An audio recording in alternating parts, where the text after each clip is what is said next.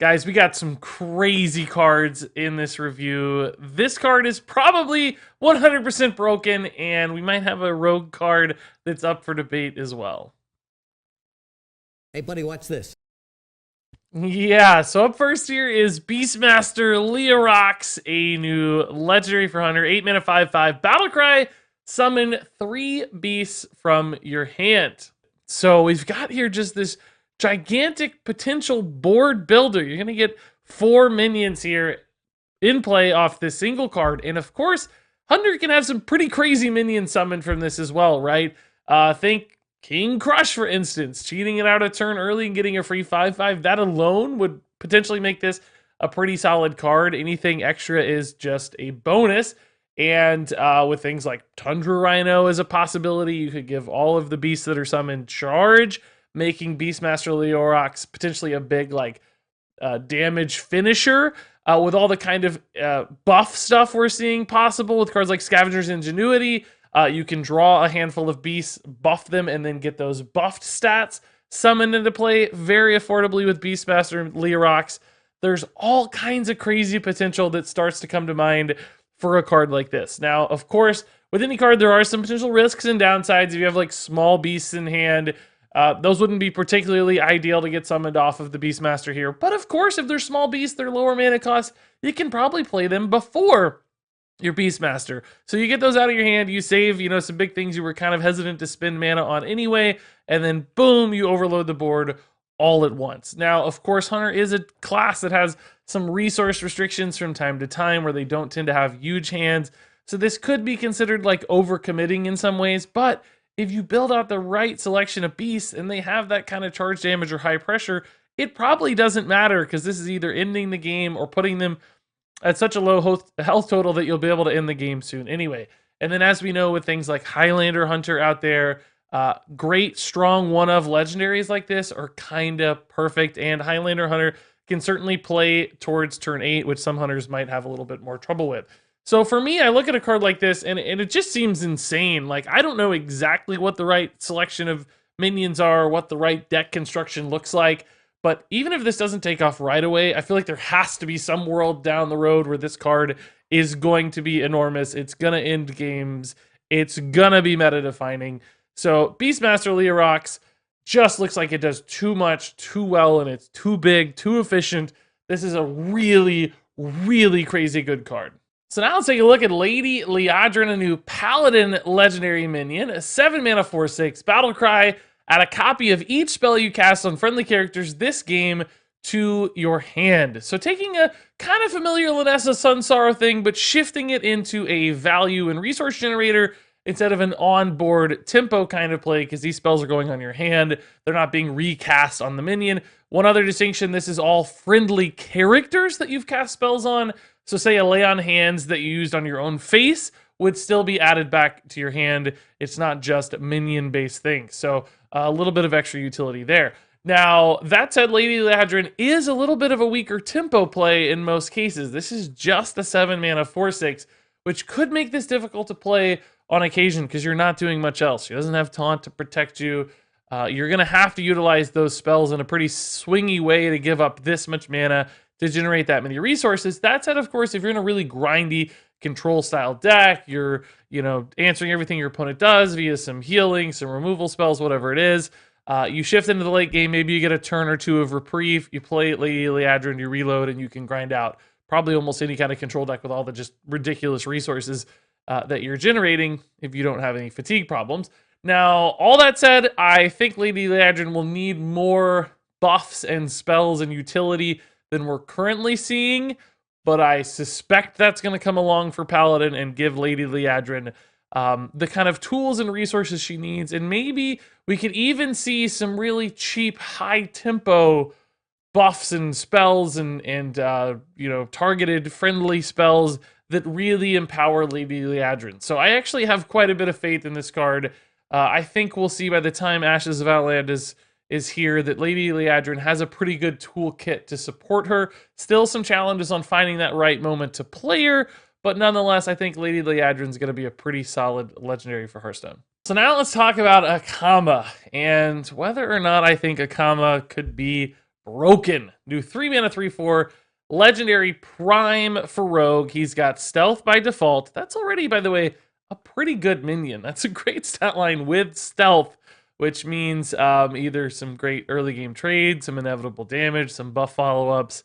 That's a good start. And then Death Rattle, shuffle Akama Prime into your deck. Akama Prime is a 6 mana 6/5 that is permanently stealthed. And what that means is even after Akama Prime attacks, he doesn't lose his stealth. He just regains that stealth. We've seen this before in things like dungeon runs where minions just stay stealthed no matter what, making it very difficult for your opponent to kill it with anything that is targeted. So, you know, minion attacks, any kind of removal spell isn't going to work very well against Akama Prime. They basically have to use things like maybe a Rottennest Drake, just universal removal like Deadly Shot, Twisting Nethers, or, you know, AoE damage that stacks up. A couple AoEs that maybe chip down Akama Prime over the course of the game. So for a lot of matchups and a lot of decks, that does make Akama Prime pretty challenging to deal with, which means the Rogue might be able to get something like one at least attack to the opponent's face out of the 6/5, maybe 2 or 3 before they find a great way to deal with it. And of course, I think we know if a Rogue is dealing, you know, 6, 12, 18 damage off one minion, that's probably going to end the game. That's just so much additional damage out of Akama Prime, but it has consistency issues. So the question is, like, how disrupted is Akama Prime going to get? Like, if a taunt gets in the way, you know, one Winged Guardian is a big problem for Rogue and Akama Prime. Maybe that shuts it down. Maybe there's just enough Twisting Nethers. And the real issue I have with Akama Prime is how rarely you're going to be playing it on turn 6. I think if you were always playing this on turn 6, this minion would be completely busted and you would just overrun opponents with 2 or 3 attacks, and Rogue is so good at that, they'd win every game. But it's rarely ever going to get there on turn 6, because you have to first off find and play Akama and kill Akama, and then draw Akama Prime after it's been shuffled into your deck. So this is almost never going to hit on curve. Very, very rarely. 1 out of 30 games or something. I don't know the actual numbers, but, you know, unlikely. And I think if you play this, you know, turn 12, turn 14, your opponent has more and more time to find those answers to it. If they know it's in the meta, they stack up the removal, they save things, and it just becomes less and less impactful throughout the course of the game as well, because you've had more chances to die and lose as a Rogue by then. So Akama Prime, like some of the Primes, has a bit of a speed issue.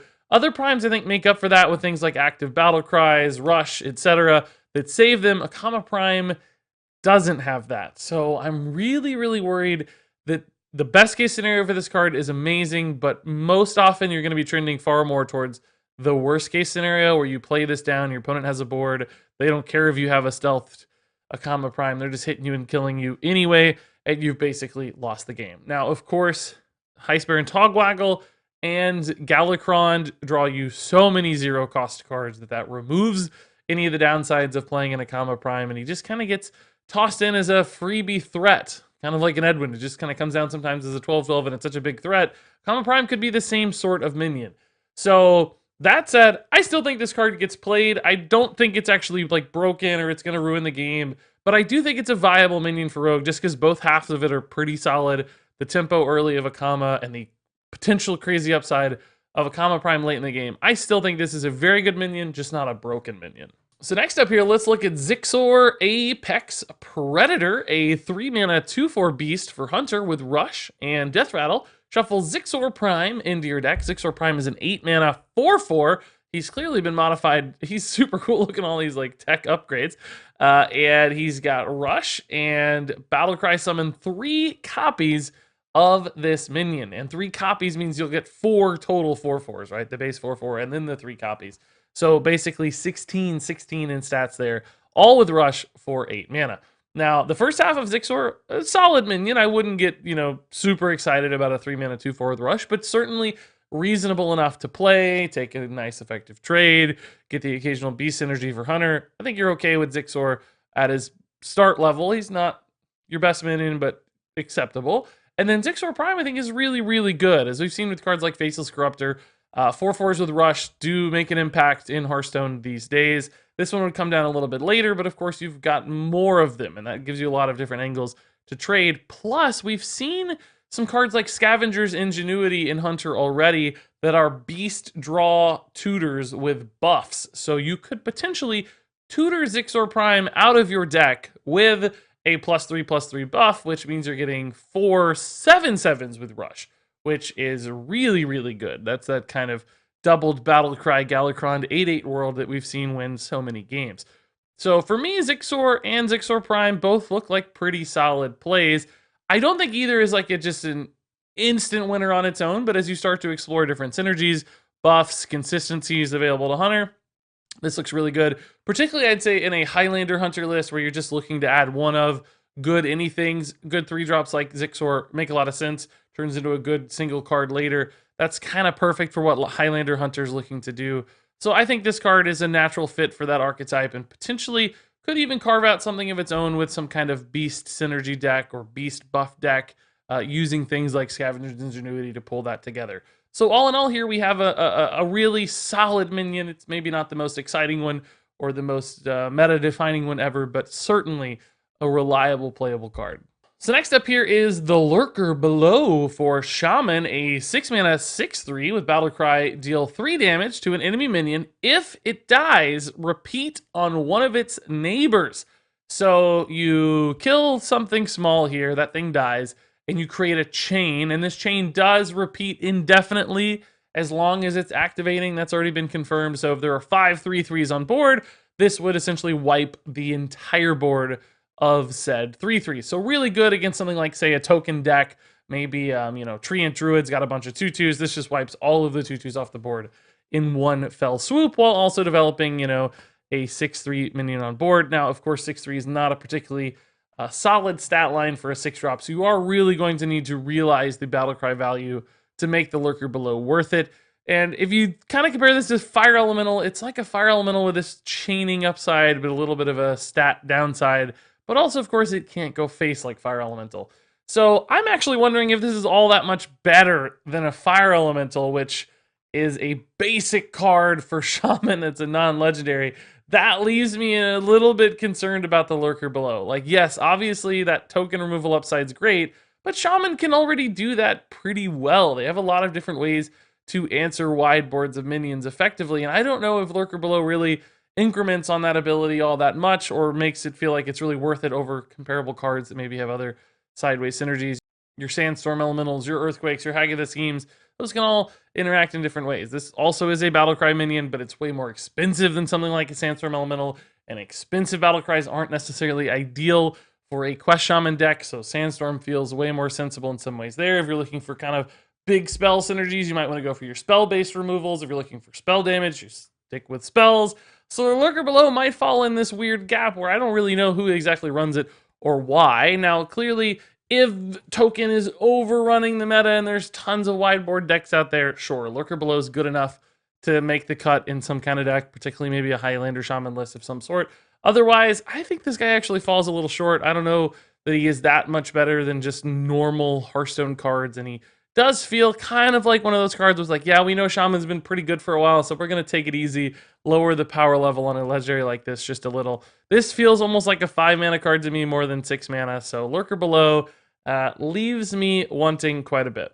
So next up here, let's take a look at the Augmented Porcupine, a hilarious looking card, 3-mana 2/4 beast, Death Rattle.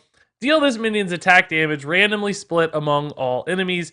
So you start off here with an okay-ish stat line for 3 mana, not super exciting, but this Death Rattle gives you a little additional upside to help you maybe chip through a board. Of course, Hunter has also, played around with some Death Rattle synergies in the past. That said, this Death Rattle doesn't have a lot of crazy scaling upside or anything. So basically, the randomly split nature of Augmented Porcupine is going to make it hard to consistently deal with stuff. Like, yes, specifically against boards of 1/1s, it could be great. It can also do face damage because it is enemies, not just minions, so that could be some upside on a card like this. But it's got consistency issues. I don't think the stat line's really there. And outside of this being buffed, which is one possibility for this card, right? You can get a lot of buffs available to beasts and maybe bump that up to 4 attack, 6 attack. The Death Rattle becomes a little more enticing, but still, that's a big commitment for a card like this when the buffs might just be better utilized on something with Rush or Taunt or Charge to kind of guarantee and get an expectation for what you're going to get out of those additional stats, whereas this one just leaves things wanting a little bit. So an interesting card, I think a fine card, but is it really going to push out other cards from a list? Do you need things that are more immediate and more reliable instead? I think usually you do. So this is something you'd probably be totally fine to get off random generation, but I doubt it rarely makes the cut in a deck list. Maybe there's a Highlander list out there that can squeeze in one copy of this as we're running into a kind of reduced set of cards here in this next expansion, because we're losing quite a few things to rotation. So I'm holding out hope that this is an okay card, but I certainly don't ever think this is something that's really, really important to a deck list or a valuable card. I think it's just okay. Next up here, we have the Warmall Challenger, 3 mana, 1/10, and battle cry, choose an enemy minion, battle it to the death. This is such a cool mechanic execution. I saw this card played at the summit. It was really, really fun to play. It was one of the designs I remembered best from the Hearthstone summit when I got to play test all this stuff early. So essentially what this means is exactly what it says. You target something if it's a 1/5, for instance, right? This will hit the board. It will attack the 1/5 5 times until the 1/5 dies. If alternatively it's a 5/3 and you target it with Warmall Challenger, it'll attack twice and the Warmall Challenger will die, leaving a 5/1 on board. Basically, they're just going to attack until something is dead, and depending on the stat line of the minion, obviously, that can be either really favorable for you or a really poor trade for you as well. So as a game tends to scale on, cards like this get worse and worse by a mile. Plus, even when it survives attacks, it's just a 1-attack minion. It's not like it's presenting a lot of future counter pressure or threat opportunity. So Warmall Challenger, very fun design. A sneaky removal in the early game sometimes, but a card that I think falls off really, really hard for what you'd probably anticipate being more of a control card or a slower deck sort of card, and I think that's problematic. So Warmall Challenger, I think it's fine because it does have those big swings and upsides, but usually I think it's not all that good. It's just an okay card. Beastmaster Leo Rocks is a 5-star card. Augmented Porcupine is a 3-star card. Lady Liadrin is a 4-star card. Akama is a 4-star card.